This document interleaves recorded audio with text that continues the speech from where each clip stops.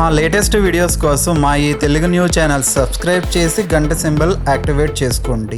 2025 ఫిబ్రవరి 26వ తేదీన అత్యంత పవిత్రమైన మహాశివరాత్రి పర్వదినం రాబోతుంది. ఇది 144 సంవత్సరాల తర్వాత వస్తున్న మహాకుంభమేళ సమయంలో వస్తుంది. ఈ శివరాత్రితో కుంభమేళ కూడా ముగిసిపోతుంది. ఇలాంటి శివరాత్రి మళ్ళీ ఈ జన్మలో రాదు. మాఘ బహుళ చతుర్దశి రోజున మహాశివరాత్రి వస్తుంది.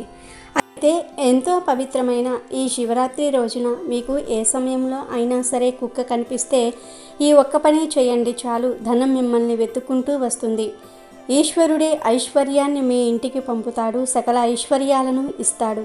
దోషాల నుండి అంటే అన్ని రకాల దోషాల నుండి విముక్తి కలుగుతుంది. కష్టాలు, సమస్యలు, బాధలన్నీ కూడా పోతాయి. మీరు అపర కుబేరులుగా మారిపోతారు. మీరు పట్టిందల్లా బంగారం అవుతుంది. మూగ జీవాలైనటువంటి కుక్కలంటే శివుడికి ఎంతో ఇష్టం గనుక శివరాత్రి రోజున కుక్క కనిపిస్తే ఇలా చేయటం వలన మీకు మహారాజయోగం పడుతుంది. కోటి జన్మన పుణ్యం వస్తుంది. తరతరాలకు తరగని ఐశ్వర్యం వస్తుంది. మీరు ధనవంతులుగా మారుతారు. సకల ఐశ్వర్యాలను పొందుతారు. మరి ఇంతకీ శివరాత్రి రోజు కుక్క కనిపిస్తే ఏం చేయాలి అనే విషయాన్ని ఇప్పుడు మనం ఈ వీడియోలో వివరంగా తెలుసుకుందాం. అంతకన్నా ముందు కుక్కకు ఏం పెడితే స్వర్గలోక ప్రాప్తి కలుగుతుందో తెలిపే పవిత్ర కథను విందాం. ఫ్రెండ్స్, ముందైతే కామెంట్ బాక్స్లో ఓం నమః శివాయ అని కామెంట్ చేయండి. అలాగే ఈ వీడియోకి ఒక లైక్ కొట్టి మా ఛానల్ని కూడా సబ్స్క్రైబ్ చేసుకుని మాకు సపోర్ట్ చేయండి. ఒకసారి ఈ భూమిపైన వేరువేరు ప్రదేశాలలో నివసించే 4 వ్యక్తులు ఒకేసారి చనిపోయారు. వెంటనే యమదూతలు ఆ 4 తీసుకుని వెళ్ళడానికి వచ్చారు. ఆ చనిపోయిన వారిలో మొదటి వ్యక్తి ఒక రాజు, 2వ వ్యక్తి ఒక వ్యాపారి, అలానే 3వ వ్యక్తి పూజలు చేసే ఒక పూజారి, 4వ వ్యక్తి ప్రతిరోజు కష్టపడి పనిచేసే తన కుటుంబాన్ని బాగా చూసుకుంటున్న ఒక పేద కూలి. యమదూతలు ఈ 4 ఆత్మలను యమధర్మరాజు సభకు తీసుకువెళ్లారు. కానీ సభకు ఇంకా యమధర్మరాజు రాలేదు. ఈలోపు వాళ్ళందరూ స్వర్గం నరకం గురించి మాట్లాడుకుంటున్నారు. ప్రతి ఒక్కరూ స్వర్గం కావాలని కోరుకుంటున్నారు. అందరికంటే ముందు రాజు మాట్లాడుతూ ఇలా అన్నాడు: యమధర్మరాజు నన్నే స్వర్గానికి పంపిస్తాడు. ఎందుకంటే నేను చాలా గొప్ప రాజును. నేను ఎన్నో మంచి పనులు చేసి మంచి పేరును సంపాదించాను. ప్రతి ఒక్కరూ నేను చేసిన మంచి పనుల గురించి మాట్లాడుకుంటూనే ఉంటారు. నా కోటకు వచ్చిన వారిని ఎప్పుడూ నేను ఒట్టి చేతులతో తిరిగి పంపించలేదు. ఎప్పుడూ ఏదో ఒక బహుమానం ఇచ్చి పంపించేవాడిని. వాళ్లకు నేను జీవితాంతం గుర్తుండే అంత ధనం ఇచ్చేవాడిని. నేను దానం చేసిన ధనంతో లక్షల మంది ప్రజలకు ఆహారం లభించింది. అలానే వారు నివసించడానికి కూడా ఏ ఇబ్బంది లేకుండా ఉంది. అందుకనే నేను చేసిన పనిని చూసి యమధర్మరాజు నన్ను ఖచ్చితంగా స్వర్గానికి పంపిస్తాడని రాజు మిగిలిన 3 వ్యక్తులకు చెప్పాడు. అప్పుడు రాజు మాటలు విన్న ధనిక వ్యాపారి మాట్లాడుతూ, నేను భూమి మీద నివసించినప్పుడు చాలా ధనం సంపాదించాను. ఆ డబ్బుతో లక్షల మంది ప్రజలకు సహాయం చేశాను. నేను సంపాదించిన దానిలో 11వ భాగాన్ని కష్టాలలో ఉన్న ప్రజలకు సహాయం చేయడానికి ఉపయోగించాను. నేను చేసిన మంచి పనులను చూసి ధర్మరాజు నన్ను స్వర్గానికి పంపిస్తాడు. ఈ విషయం నాకు ముందు తెలుసు అని వ్యాపారి చెప్పాడు. వెంటనే పూజారి గారు మాట్లాడుతూ, స్వర్గానికి వెళ్ళటం అంత సులభమైన పని కాదు. స్వర్గంలోనికి వెళ్ళడానికి దానాలతో పాటు పూజలు కూడా చేయాల్సి ఉంటుంది. అందుకనే స్వర్గంలోనికి ముందు నేనే వెళ్తాను. ఎందుకంటే నేను భగవంతుణ్ణి చాలా ఎక్కువగా పూజించాను. నా జీవితమంతా భగవంతుణ్ణి పూజించాను. నేను చేసిన మంచి పనుల వల్ల ధర్మరాజు నాకే స్వర్గ ద్వారాన్ని తెరుస్తాడు అని పూజారి చెప్పాడు.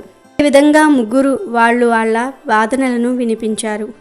తర్వాత 3 వ్యక్తులు కలిసి ఆ పేద కూలి వైపు చూసి, అసలు ఇతను ఏమైనా మంచి పనులు చేశాడా లేదా, పూర్తి జీవితమంతా కూలిగానే పనిచేశాడా అని వెక్కిరించారు.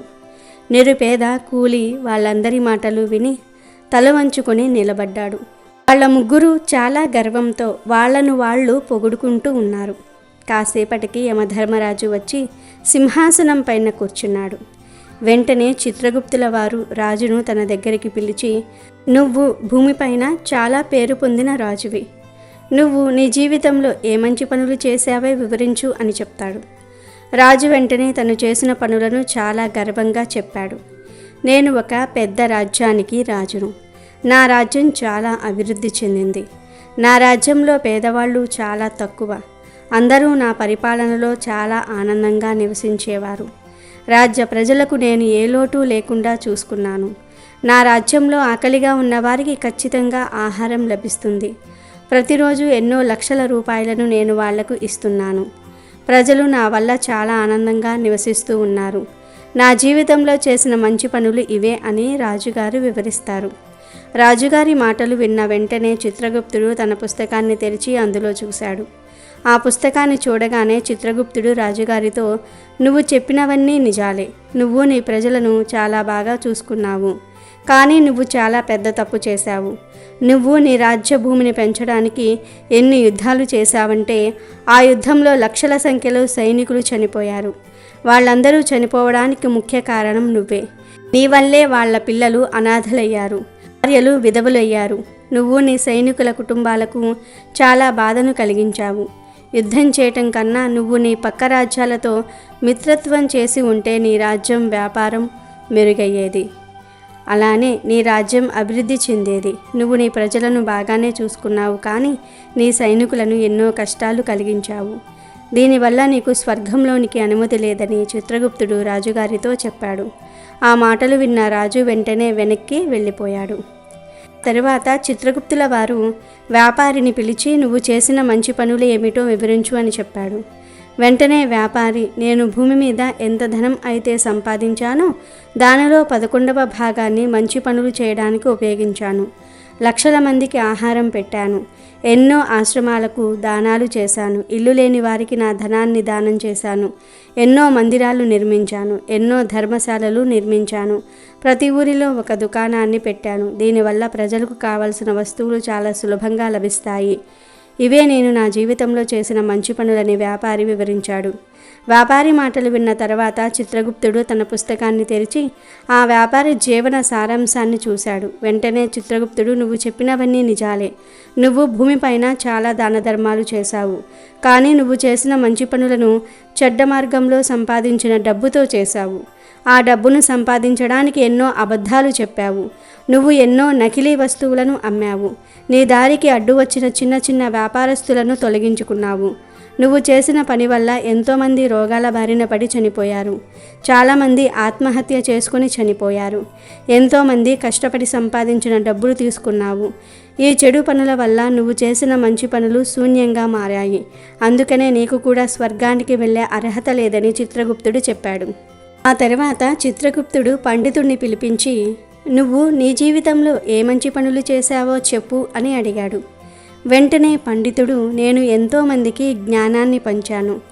ఎంతోమంది యజ్ఞాలు సఫలమయ్యేలాగా చేశాను. పూజలు చేశాను. ఉదయం నుంచి సాయంత్రం వరకు నేను ప్రతిరోజు ఈశ్వరుడి పేరునే స్మరించాను. 1000 మంది కన్యలకు వివాహాలు చేయించాను. లక్షల మందికి పిండ ప్రదానం చేశాను. ఎక్కలేనంత మందికి మార్గదర్శనం చేశాను. వీటన్నిటికంటే మంచి పనులు ఇంకేముంటాయని చెప్పాడు. వెంటనే చిత్రగుప్తుడు తన పుస్తకాన్ని తెరిచి పండితుడి జీవిత సారాంశాన్ని చూశాడు. పూజారి గారు, మీరు చెప్పిందంతా నిజమే. మీరు నిజంగానే 1000 మందికి జ్ఞానాన్ని ఇచ్చారు. కానీ ఆ జ్ఞానాన్ని మీరు ఎప్పుడూ పాటించలేదు. మీరు 1000 పూజలు చేశారు, కానీ అందులో ఒక్క పూజను కూడా నిస్వార్థ భావంతో చేయలేదు. నువ్వు ఎప్పుడూ ధనం కోసమే పూజలు చేశావు. నీకు స్వర్గంలోనికి వెళ్ళడానికి అనుమతి లేదు అని చిత్రగుప్తుడు చెప్పాడు. అది విన్న పండితుడు బాధతో వెనక్కి వెళ్ళిపోయాడు. ఇప్పుడు కేవలం నిరుపేద కూలి మాత్రమే మిగిలి ఉన్నాడు. అతను ఈ దృశ్యాన్ని చూసి చాలా ఆందోళనలో పడిపోయాడు. ఎందుకంటే ఇప్పటి వరకు అతను ఎంతో గొప్పగా భావించిన వాళ్ళు స్వర్గానికి అర్హత సాధించలేదు. అలాంటప్పుడు నేనెలా స్వర్గంలోనికి వెళ్తానని ఆలోచనలో ఉండిపోయాడు. నాలాంటి వాడికి స్వర్గం గురించి ఆలోచించే అంత అర్హత కూడా లేదు. నేనెప్పుడూ పూజలు చేయలేదు. దాన ధర్మాలు చేసే పరిస్థితుల్లో నేను ఒక్క మంచి పని కూడా చేయలేదు. కేవలం కష్టపడి పనిచేసి నా కుటుంబాన్ని పోషించుకున్నాను. అలాంటి నాకు స్వర్గం ఎలా లభిస్తుందని బాధలో ఉండిపోయాడు. ఎంతలో చిత్రగుప్తుడు ఆ కూలిని పిలిచాడు. చిత్రగుప్తుడు అడిగే ముందే కూలి ఇలా అన్నాడు, నేను భూమిపైన ఒక నిరుపేద కుటుంబంలో జన్మించాను. ఏ పూజలు చేయలేదు. దాన ధర్మాలు కూడా చేసే పరిస్థితుల్లో నేను లేను. నా కుటుంబాన్ని చాలా కష్టపడి పోషించాను. స్వర్గానికి వెళ్ళే అర్హత నాకు లేదని తెలుసు. భూమి మీద నరకాన్ని అనుభవించాను, ఇక్కడ కూడా నరకాన్ని అనుభవించడానికి సిద్ధంగా ఉన్నాను. కానీ ప్రభు, నాకు ఇక్కడ ఒక కోరిక ఉంది. ఆ ఒక్క కోరికను తీర్చండి. నేను స్వర్గానికి అయితే వెళ్ళలేను, కానీ నేను ఒక్కసారి స్వర్గాన్ని చూడాలనుకుంటున్నాను. నేను ప్రతిరోజు పనికి వెళ్ళి వచ్చిన తర్వాత నా దగ్గర కొద్ది సమయం ఉంటుంది. ఆ సమయంలోనే తల్లిదండ్రులను చూసుకుంటున్నాను. ఒక్కసారి కూడా గుడికి వెళ్ళే అవసరం రాలేదని కూలి బాధతో చిత్రగుప్తుడికి వివరించాడు. కూలి మాటలు విన్న చిత్రగుప్తుడు తన జీవిత సారాంశాన్ని చూశాడు. వెంటనే చిత్రగుప్తుడు, నువ్వు ఏదో ఒక మంచి పని చేసి ఉంటావు, గుర్తు తెచ్చుకో అని అడిగాడు. అప్పుడు కూలి తన జీవితంలో జరిగిన సంఘటనలను గుర్తు చేసుకున్నాడు. తనకి ఒకసారి బాగా ఆకలి వేసి రొట్టెలు తిందామని కూర్చున్నాడు. ఇంతలో అక్కడికి చాలా బలహీనమైన కుక్క ఒకటి వచ్చింది. అది అసలు సరిగ్గా నడవలేకపోతుంది. ఆ కుక్క నా ముందుకు వచ్చి నా రొట్టెను చూస్తూ ఉండిపోయింది. అది చాలా ఆకలితో ఉన్న విషయం నాకు అర్థమైంది. ఆ నిస్సహాయతలో ఉన్న కుక్కను చూసి నాకు రొట్టె తినాలని అనిపించలేదు. నేను నా ఆహారం తినకుండా కుక్కకు పెట్టాను. ఆ రోజు ఏ ఆహారం తినకుండానే పని చేశాను అని కూలి చెప్పాడు. కూలి మాటలు విన్న చిత్రగుప్తుడు నవ్వి కూలివాడి చెయ్యి పట్టుకొని స్వర్గానికి తీసుకువెళ్ళాడు. అప్పుడు చిత్రగుప్తుడు కూలితో ఇలా అన్నాడు, నిజానికి స్వర్గంలో ఉండే అర్హత నీకే ఉంది. జంతువులపైన దయ చూపించటం అనేది చాలా మంచి పని అని చిత్రగుప్తుడు కూలితో చెప్పి అతన్ని స్వర్గానికి పంపించాడు. ఫ్రెండ్స్, ఈ కథను బట్టి మనిషి ఏ పనినైనా నిస్వార్థ భావంతో చేస్తే అలాంటి పనుల వల్ల అతనికి పుణ్యం లభిస్తుంది. నిస్వార్థ భావనతో చేసిన చిన్న పనైనా సరే దానివల్ల చాలా పుణ్యం లభిస్తుంది. అలానే స్వార్థంతో అత్యాశతో చేసే మంచి పనుల వల్ల పుణ్యం లభించదు. అందుకనే మీ జీవితంలో చేసిన మంచి పనులను నిస్వార్థ భావంతో చేయాలి. మీరు వేరే వారి దగ్గర ధనం దొంగిలించి దానితో మంచి చేస్తే ఏ లాభం ఉండదు. స్వర్గంలోనికి నిస్వార్థ భావంతో ప్రాణులకు సేవ చేసేవారే వెళ్తారు. అతని జీవితంలో ₹1 దానం చేయకపోయినా కేవలం నిస్వార్థ భావంతో పనిచేస్తే పుణ్యం లభిస్తుంది. ముఖ్యంగా ఆవులకు, కుక్కలకు, కాకులకు, పక్షులకు ఆహారం వేయటం అనేది స్వర్గానికి మనలను దగ్గరగా చేరుస్తుంది. కనుక ప్రతిరోజు మూగజీవాలకు ఆహారం వేయండి. స్త్రీ పురుషులు అనే భేదం లేదు. ఎవరైతే మంచి పనులు చేస్తారో, చెడు పనులు చేయకుండా ఉంటారో వారే స్వర్గానికి వెళ్ళే అర్హతను పొందుతారు. ఆ విషయంలోనికి వస్తే, శివరాత్రి రోజు మీకు ఏ సమయంలో అయినా సరే కుక్క కనిపిస్తే ఆ కుక్కకు చక్కగా బియ్యంతో చేసిన పదార్థాలను ఆహారంగా వేయండి. అంటే అన్నం వేయవచ్చు, లేదా మీరు ఈరోజు శివుడికి నివేదన చేయడానికి చేసే పదార్థాలను అంటే పరమాన్నము, దద్దోజనము, పులిహోర ఇలాంటి ప్రసాదాలను చేస్తారు కదా, ఆ ప్రసాదాలను కూడా దేవుడికి నివేదన చేసిన తర్వాత మీరు కొంచెం తిని కొంచెం ప్రసాదాన్ని కుక్కలకు వేయండి. ఇలా శివరాత్రి రోజు కుక్కకు అన్నం లేదా బియ్యంతో చేసిన పదార్థాలను ఆహారంగా వేస్తే ఆ పరమేశ్వరుడి అనుగ్రహం కలుగుతుంది. మీ కష్టాలన్నీ కూడా పోతాయి. ఆ ఈశ్వరుడే ఐశ్వర్యాన్ని ప్రసాదిస్తాడు. మీకు ఉండే సమస్యలు, కష్టాలు, బాధలన్నీ కూడా పోతాయి. అష్టైశ్వర్యాలు సిద్ధిస్తాయి. వద్దన్న ధనం వస్తూనే ఉంటుంది. మహారాజయోగం పడుతుంది. కనుక తప్పనిసరిగా శివరాత్రి రోజు కుక్క కనిపిస్తే ఈ ఆహారాన్ని పెట్టండి. శుభ ఫలితాలను పొందండి. కాలభైరవుని యొక్క ప్రతిరూపమే శునకం అనగా కుక్క. కుక్కలకు భవిష్యత్తును గ్రహించే శక్తి ఉంటుందని హిందూ శాస్త్రం మరియు సైన్స్ కూడా చెప్తుంది. కుక్కలకు ఐ పవర్ చాలా ఎక్కువ. ప్రకృతి వైపరీత్యాలను అంచనా వేయటంలో మనుషుల కంటే జంతువులు, పక్షులే ముందుంటాయి. కుక్కకు ఏదైనా ఆహారం పెట్టినప్పుడు ఆ ఆహారం తిన్న కుక్క కాలితో కుడివైపు భాగాన్ని గోక్కుంటే త్వరలోనే మనకు శుభం జరుగుతుందని అర్థం. అలాగే ఎడమవైపు భాగాన్ని గోక్కుంటే త్వరలోనే అశుభం సంభవిస్తుందని అర్థం. అలాగే కలలో కుక్క కనిపిస్తే కొత్త వ్యక్తులు ప్రాణ స్నేహితుల్లా మారే అవకాశం ఉంది. అలాగే కుక్క కలలో కనిపించి అరిచినట్టు కల వచ్చినా లేదా మొరుగుతున్నట్లుగా వచ్చినా కూడా అతి త్వరలోనే మీకు ఉన్న మిత్రులు శత్రువులుగా మారుతారని సంకేతం. అలాగే ఆహారం నోట్లో పెట్టుకొని ఉన్న కుక్క మీకు ఎదురు వస్తే అనుకున్న పనుల్లో విజయం సాధిస్తారని అర్థం. కానీ కుక్క నోట్లో మాంసం ముక్క పట్టుకొని ఎదురు వస్తే ప్రాణహాని ఉంటుందని శాస్త్రం చెప్తోంది. ఇక మనం పని మీద బయటికి వెళ్ళేటప్పుడు నీటిలో తడిసిన కుక్క మన ముందుకు వచ్చి విదిలించుకుంటే వెళ్ళిన చోట చోర భయం ఉంటుందని సంకేతం. కుక్క వేరే ఒకరి చెప్పులను మన ఇంటి ముందు పడేసినా, మన చెప్పులను వేరే ఒకరి ఇంటి ముందు పడేసినా మన ఇంట్లో దొంగలు పడుతూ ఉంటారని సంకేతం. అలాగే చక్కగా ముగ్గులు పెట్టి ఉన్న వాకిలి ముందు కుక్క నిలబడి పదే పదే అరుస్తూ ఉంటే ఆ ఇంట్లోకి లక్ష్మీదేవి ఆగమనం జరగబోతుంది. వారు జీవితంలో మంచి స్థాయికి చేరుకునేటటువంటి రోజులు రాబోతూ ఉన్నాయని సంకేతం. ఇక అర్ధరాత్రి ఇంటి ముందు నిలబడి కుక్క ఏడుస్తూ అరుస్తూ ఉంటే ఆ ఇంట్లో వారికి లేదా ఆ వీధిలో ఎవరికైనా సరే విపరీతమైన అనారోగ్యం వస్తుందని సంకేతం. ప్రాణహాని కలుగుతుందని అర్థం. కుక్క అలా ఇంటి ముందు ఏడ్చినప్పుడు భయపడకుండా రామరక్ష స్తోత్రాన్ని పఠించటం వలన అనారోగ్య సమస్యలు, మృత్యు దోషాలు దరిచేరవని మన శాస్త్రం తెలియజేస్తోంది. మరి ఇంటి ముందు కుక్క పదే పదే అరుస్తూ ఉన్నా, అర్ధరాత్రి ఏడుస్తూ ఉన్నా అది దేనికి సంకేతమో అర్థమయ్యింది కదా. మీ ఇంటి ముందు కూడా కుక్కలు ఇలా పదే పదే అరుస్తూ ఉన్నా, మీరు బయటకు వెళ్తూ ఉన్నప్పుడు ఎదురొచ్చినా అది దేనికి సంకేతమో జాగ్రత్తగా గ్రహించి దానికి తగినట్టుగా జాగ్రత్త పడండి. ఒకవేళ మీ ఇంటి ముందు కుక్క పదే పదే అరుస్తూ ఉంటే దానికి కడుపు నిండా ఆహారం పెట్టి పంపించి వేయండి. అప్పుడు అది ఇంటి ముందుకు రాదు, అప్పటికి అరవకుండా ఉంటుంది.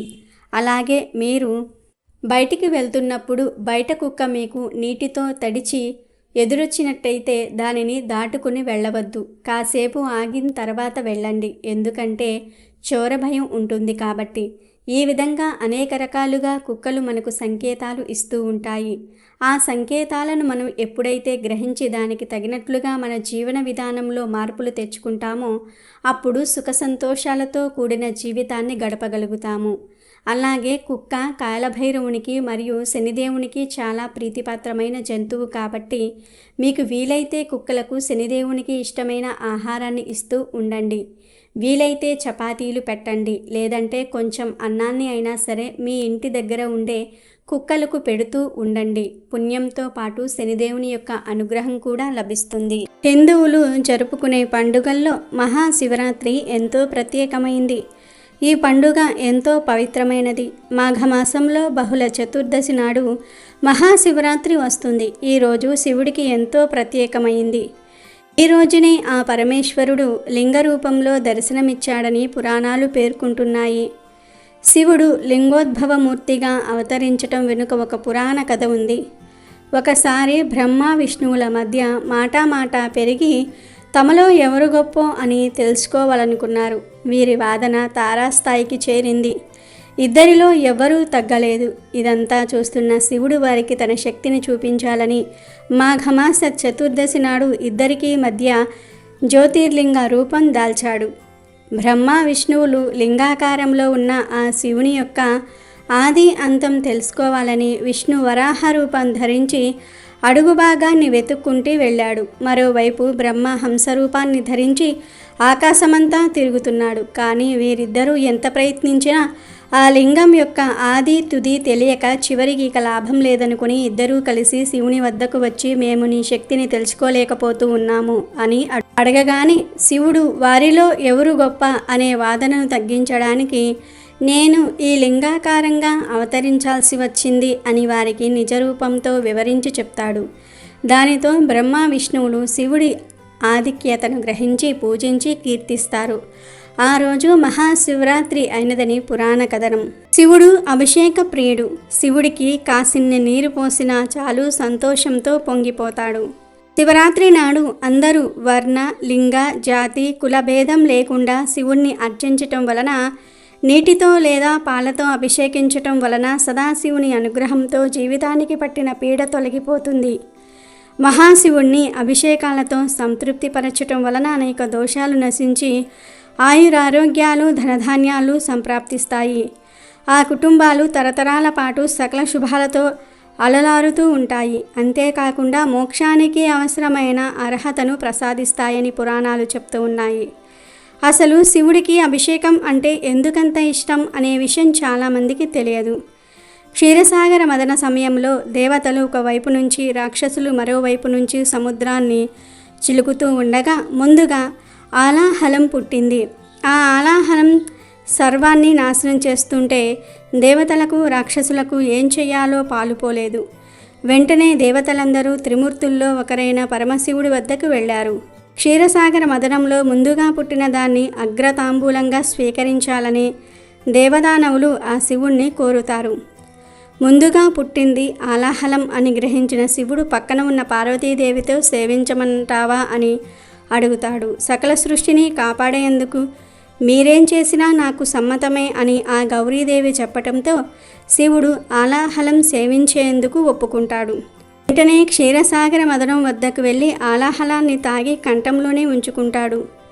అందువల్లే శివుడు గరళకంఠుడు అయ్యాడు. కానీ గరళం శివునిలో విపరీతమైన వేడిని తాపాన్ని పుట్టించటం ప్రారంభించింది. దానిని తట్టుకోవటం శివుడి వల్ల కాలేదు. అందుకే క్షీరసాగర మదనంలో పుట్టిన చంద్రుడిని తీసుకుని తలపై పెట్టుకున్నాడు. అయినా వేడి తగ్గకపోవటం వల్ల గంగాదేవిని కూడా నెత్తిపై ఉంచుకున్నాడు. అయినా శివుడి తాపం తగ్గదు. ఆ తాపం తగ్గడానికి నిత్యం శివలింగాన్ని ప్రజలు అభిషేకిస్తూ తాపాన్ని తగ్గిస్తారు. అలా చేయటం వల్ల శివుడి ఇబ్బందిని తగ్గించవచ్చని భక్తుల నమ్మకం. ఇలా ఎవరైతే శివలింగంపై నీటిని లేదా ఇతర ద్రవ్యాలను పోస్తారో వారు శివుడికి హాయిని కలిగించిన వారవుతారు. అలాంటి వారిని ఆ పరమేశ్వరుడు ఎల్లవేళలా కాపాడుతూ భోగభాగ్యాలు కలిగిస్తాడు. అందుకే ఆ మహాశివుడికి ప్రతినిత్యము అభిషేకం చేస్తూ ఉంటారు. కాబట్టి మీరు కూడా శివరాత్రి రోజు శివుడికి అభిషేకం చేయండి. జన్మానుకో శివరాత్రి అనే నానుడి మనకు ఉంది. అంటే ఒక మనిషి 100 సంవత్సరాలు జీవిస్తే ఆ 100 సంవత్సరాల మానవ జన్మ సార్థకం కావాలంటే ఒక్క శివరాత్రి పరమేశ్వర ఆరాధన సక్రమంగా చేసి అర్చించి జాగరణ చేసి ఆ మహాశివుణ్ణి ధ్యానిస్తే జన్మ ధన్యమవుతుందని అర్థం. జన్మలో కేవలం ఒక్కసారి మహాశివరాత్రి రోజు ఉపవాసం జాగరణ చేసి మహాశివుడికి దగ్గరగా ఉంటేనే ఎంత పుణ్యం కలుగుతూ ఉందంటే ఎక్కువసార్లు మహాశివరాత్రి వ్రతాన్ని పాటిస్తే ఎంతటి పుణ్యం కలుగుతుందో మీరే అర్థం చేసుకోండి. ముక్తిని ప్రసాదించేది శివరాత్రి. మహాశివరాత్రి చాలా ప్రత్యేకమైనటువంటి రోజు. శివ ఆరాధనలో ఇంతకంటే గొప్ప రోజు లేదు. ఇంతటి గొప్ప శివరాత్రి వస్తుంది కాబట్టి ఆ రోజును సద్వినియోగం చేసుకోవాలి. మహాశివరాత్రి రోజు జగత్తంతా కూడా ఉపవాసం ఉండాలి. తప్పకుండా ఉపవాసం ఉండాల్సిందే. ఏమీ తినకుండా ఉండలేని వారు కొన్ని పాలు పండ్లు తీసుకుని ఉపవాసం ఉండాలి. కానీ భోజనం చేయకూడదు, టిఫిన్లు చేయకూడదు. ద్రవ పదార్థాలు మరియు వండనివి తినాలి. శివరాత్రి రోజు కొన్ని పనులను తప్పక చేయాల్సి ఉంటుంది. ప్రతి సంవత్సరం మాఘ బహుళ చతుర్దశి నాడు వచ్చే మహాశివరాత్రి అత్యంత ప్రాధాన్యం గల పర్వదినం. ఉపవాసం, శివార్చన, జాగరణ శివరాత్రి నాడు ఆచరించవలసిన ప్రధాన విధులు. శివుడు సమస్త జగత్తును దహించి వేసేందుకు సిద్ధమైన ఆలాహలాన్ని తన గొంతుకలో దాచుకున్న నీలకంఠుడు. మహాధర్మచారినికి తన శరీరంలో అర్ధభాగం ఇచ్చిన అర్ధనారీశ్వరుడు. తనని యముని బారి నుంచి రక్షించమని కోరిన భక్త మార్కండేయుని చిరంజీవిగా జీవించమని వరాన్ని ప్రసాదించిన భక్తజన బాంధవుడు. పరమేశ్వరుడి అనుగ్రహం లభించాలంటే మహాశివరాత్రి రోజున పూజ చేసుకోవడం ఉత్తమమైన మార్గం. శివ అను పదానికి మంగళకరం, శుభప్రదం అని అర్థం. కైలాసనాథుడైన శంకరుడు లింగంగా ఆవిర్భవించిన రోజునే మహాశివరాత్రిగా పరిగణించబడుతోంది. యావత్ ప్రపంచాన్ని నడిపించే ఆ ఈశ్వరుడే మాఘమాసం బహుళ చతుర్దశి రోజు అనంత భక్త కోటి కోసం శివలింగంగా ఆవిర్భవించాడని పురాణాలు చెప్తూ ఉన్నాయి. మహాశివరాత్రి రోజు ఉపవాసం, జాగరణ ఉండటం హిందువుల సాంప్రదాయం. ఉపవాసం ఉండే ముందు రోజు ఉపవాసం, మరుసటి రోజు మాంసాహారం, గుడ్డు మొదలైనవి తినకూడదు. మద్యపానం చేయకూడదు. ఎలాగూ ఉపవాసం చేస్తున్నాం కదా, ఉదయం లేస్తే ఆకలి తట్టుకోలేం, కష్టమని ఆలస్యంగా లేస్తారు చాలామంది. అలా చేయకూడదు. ఉపవాసం ఉండే రోజు ఉదయం సూర్యోదయానికి ముందే నిద్రలేచి తలపై నుంచి స్నానం చేసి శివ దర్శనం చేసుకుని శివనామ స్మరణతో ఉపవాసం ఉండాలి. రాత్రి వేళల్లో శివలింగానికి పూజలు చేస్తూ జాగారం చేయాలి. పూజా విధానం, మంత్రాలు తెలియకపోయినప్పటికీ కూడా ఉపవాసం, జాగరణం, బిల్వార్చన, అభిషేకం లాంటి వాటిల్లో పాల్గొంటే చాలు శివ అనుగ్రహం లభిస్తుందని వేద పండితులు చెప్తూ ఉన్నారు. ఇలా చేస్తే అనుకున్న కార్యాలు జరుగుతాయి. శివరాత్రి రోజు ఉపవాసం, జాగరణ చేయటం వల్ల సకల సంపదలు చేకూరతాయని వారు సూచిస్తూ ఉన్నారు. శివరాత్రి మొత్తం శివనామంతో ఓం నమఃశివాయ అనే పంచాక్షరి మహామంత్ర జపం, స్మరణతో జాగరణ మీలో నిక్షిప్తమై ఉన్న అనంతమైన శక్తిని జాగృతం చేస్తుంది. శివరాత్రి మరునాడు ఉదయం శివాలయాన్ని దర్శించి ప్రసాదం తీసుకుని ఇంటికి వచ్చి భోజనం చేసి ఉపవాస వ్రతం ముగించుకోవాలి. అందరూ గుర్తుపెట్టుకోవాల్సిన ముఖ్య విషయం, శివరాత్రి నాడు ఉపవాసం, జాగరణ చేసిన వారు తరువాతి రోజు రాత్రి వరకు కూడా నిద్రించకూడదు. అప్పుడే సంపూర్ణ ఫలం దక్కుతుందని పెద్దలు చెప్తూ ఉన్నారు. ఒకసారి శివరాత్రి గురించి పరమశివుణ్ణి పార్వతీదేవి అడిగిన సందర్భంలో శివరాత్రి ఉత్సవం తనకెంతో ఇష్టమని, ఏమీ చేయకుండా ఆ రోజు ఉపవాసం ఉన్నా సరే తానెంతో సంతోషిస్తానని తెలిపాడు.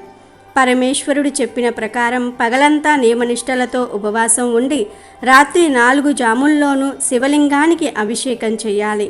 పంచామృతాలతో తొలుత పాలు, తరువాత పెరుగు, నెయ్యి, తేనెతో అభిషేకం చేస్తే శివుడికి ప్రీతి కలుగుతుంది. మర్నాడు వేద బ్రాహ్మణులకు భోజనం వడ్డించిన తర్వాత భుజించి శివరాత్రి వ్రతం పూర్తి చేసుకోవాలి.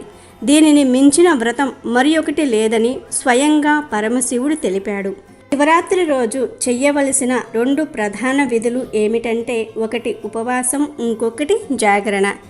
జాగరణ అంటే మేల్కొని ఉండటం, కళ్ళు తెరిచి ఉండటం. మేల్కోవటం కాదు, అంటే ఆ రోజు రాత్రి నిద్రపోకుండా సినిమాలు చూడటం. చూస్తే అది నిజమైన జాగరణ అవ్వదు. అంతకన్నా మీరు జాగరణ చెయ్యకపోవటమే మంచిది. ఇలా రాత్రి సినిమాలు చూసి జాగరణ అయిపోయింది, పుణ్యం వస్తుంది అనుకుంటే అదంతా కూడా మీ భ్రమే. జాగరణ అంటే శివాలయ సన్నిధిలో ఉండాలి, ఏదైనా మంత్రజపం చేస్తూ ఉండాలి, భజనలు చేస్తూ ఉండాలి, లేదా ఏదైనా దైవ సంబంధిత ప్రవచనం వినాలి. ఏదైనా సరే ఆ పరమశివుడికి సమీపంలో ధ్యానంతో, శివమంత్రంతో, శివ దర్శనంతో ఈ రాత్రంతా కూడా గడపాలి.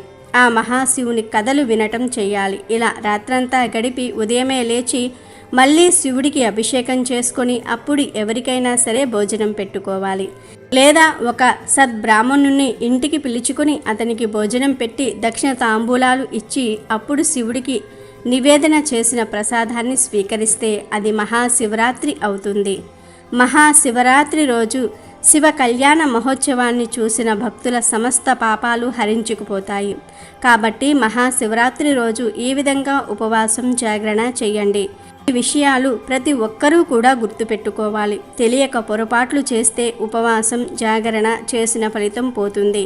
ఈ మహాశివరాత్రి రోజు గర్భిణీ స్త్రీలు, చిన్నపిల్లలు, వయసు పైబడిన వారు ఉపవాసం ఉండకపోయినా తప్పేమీ లేదు. కానీ ఈరోజు పొరపాటున కూడా మాంసాహారం తినకూడదు, మద్యం జోలికి పోకూడదు. అలాగే మహాశివరాత్రి పూజలు చేసేవారు ఉదయం సూర్యోదయానికి పూర్వమే నిద్రలేవాలి. సంధ్యా సమయంలో అస్సలు నిద్రించకూడదు. భార్యాభర్తలు సంగమించకూడదు. అంతేకాదు మహాశివరాత్రి రోజు ఎవ్వరితో గొడవలు పడకూడదు. ఇంట్లో భార్యాభర్తలు కూడా వాదనలు ఆడుకోకూడదు. పిల్లలను తిట్టకూడదు. అలాగే మహాశివరాత్రి రోజు ఏ ఇతర జీవిని హింసించకూడదు. ముఖ్యంగా గోవులను కొట్టకూడదు. మహాశివరాత్రి నాడు ప్రశాంతంగా ఉండాలి. శివనామ స్మరణ చేసుకుంటూ ఉండాలి. అదేవిధంగా మహాశివరాత్రి రోజు స్నానం చేసిన తరువాత మీ జుట్టును, లేదా ఆడవారైతే జడను అలాగే వేసుకోవాలి. దువ్వెన మీ జుట్టులో పెట్టుకోకూడదు. అదేవిధంగా మహాశివరాత్రి రోజు స్నానం చేసేవాళ్ళు సబ్బుతో కానీ ఇతర కెమికల్స్తో కానీ స్నానం చేయకూడదు. ఆ రోజు చిటికెడు పసుపును ముఖానికి రాసుకుని స్నానం చేయాలి. ఆడవారైతే చిటికెడు పసుపును ముఖానికి రాసుకుని స్నానం చేయాలి. మగవారైతే చిటికెడు పసుపును నీళ్ళల్లో వేసుకుని స్నానం చేయాలి. అంతేగాని ఆ రోజు సబ్బుతో స్నానం చేయకూడదు. అలాగే ఈరోజు నెలసరిలో ఉన్న ఆడవారు అస్సలు పూజలు చేయకూడదు. చేస్తే పుణ్యం కాదు కదా, పాపం చుట్టుకుంటుంది. ఆ పాపం మిమ్మల్ని 7 తరాల వరకు వెంటాడుతూ ఉంటుంది. అలాగే శివరాత్రి రోజు శివలింగంపై ఎట్టి పరిస్థితుల్లోనూ కుంకుమ వేయకూడదు. కుంకుమను ఎప్పుడూ శివుడికి సమర్పించకూడదు.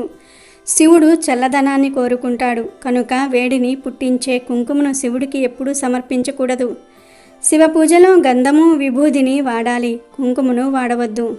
అదేవిధంగా మహాశివరాత్రి రోజు చాలామంది బిల్వ దళాలతో శివుణ్ణి పూజిస్తారు. కానీ ఆ బిల్వ పత్రాలను శివరాత్రి రోజు కొయ్యకూడదు. శివుడికి కోపం వస్తుంది. శివరాత్రికి ముందు రోజే బిల్వ పత్రాలను కోసి తెచ్చుకోవాలి. అలాగే శివరాత్రి పూజలో శివుడికి ఎట్టి పరిస్థితుల్లోనూ కూడా సంపంగి పూలను కానీ తులసి ఆకులను కానీ సమర్పించకూడదు. లేనిపోని కష్టాలు వస్తాయి. ఇవే శివరాత్రి రోజు చేయకూడని పొరపాట్లు కనుక అందరూ గుర్తుపెట్టుకొని శివరాత్రి రోజు ఈ తప్పు పనులు చేయకుండా జాగ్రత్త పడండి. లేదంటే శివుడి ఆగ్రహానికి గురి అవుతారు. ఇక ఈ శివరాత్రి రోజు ప్రతి ఒక్కరూ కూడా తప్పనిసరిగా ఒక ఆకును తినాలని శాస్త్రం చెప్తుంది. మరి ఆ ఆకు ఏమిటి అంటే నేరేడు ఆకు. అవును, శివరాత్రి రోజు నేరేడు ఆకును తింటే ఒంట్లోని రోగాలన్నీ కూడా పోతాయి. మళ్ళీ వచ్చే సంవత్సరం శివరాత్రి వరకు ఎలాంటి రోగాలు రాకుండా ఉంటాయి. ఆయుష్ పెరుగుతుంది. ఈరోజు నేరేడు ఆకును తింటే ఒంట్లో ఉన్న రోగాలన్నీ కూడా పోతాయి. అష్టైశ్వర్యాలు సిద్ధిస్తాయి. మనకు ఎక్కడ పడితే అక్కడ నేరేడు చెట్లు కనిపిస్తూ ఉంటాయి. ఆ నేరేడు చెట్టుకు ఉండే ఒక లేత నేరేడు ఆకును తింటే చాలు, మీ జీవితం అద్భుతంగా మారుతుంది. జాతక దోషాలు పోతాయి, కష్టాలు సమస్యలు పోతాయి. మరి ఇంతకీ ఈ నేరేడు ఆకును ఎలా తినాలంటే ఏమీ లేదు. ఈ శివరాత్రి రోజు కొన్ని నేరేడు ఆకులను తెచ్చుకొని శివుడి ఫోటో ముందు పెట్టండి. మీ ఇంట్లో ఎంతమంది ఉంటే అన్ని నేరేడు ఆకులు తెచ్చుకొని శివుడి ముందు పెట్టండి. శివుడికి ఒక నమస్కారం చేసుకోండి, పూజ చేసుకోండి. తర్వాత అంటే ఒక అరగంట తర్వాత ఈ నేరేడు ఆకులను తీసుకొని ఇంట్లోని వారందరూ ఒక్కో ఆకును తినండి. ఈ నేరేడు ఆకులు చిన్నగానే ఉంటాయి, ఈజీగా తినేయవచ్చు కనుక ఒక ఆకును డైరెక్ట్గా తినేయండి. మేము అలా తినలేము అనుకునేవారు మాత్రం ఈ నేరేడు ఆకు మీద చిటికెడు తేనెను కానీ బెల్లాన్ని కానీ చక్కెరను కానీ వేసుకొని తినవచ్చు. నేరేడు ఆకులే ఎందుకు తినాలంటే ఈరోజు నేరేడు ఆకులకు విపరీత శక్తులు వస్తాయి.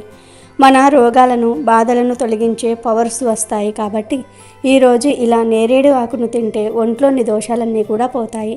శరీరానికి మంచి ఆరోగ్యం లభిస్తుంది. ఆయుష్ వృద్ధి జరుగుతుంది. కష్టాలన్నీ కూడా పోతాయి. అష్టైశ్వర్యాలు సిద్ధిస్తాయి.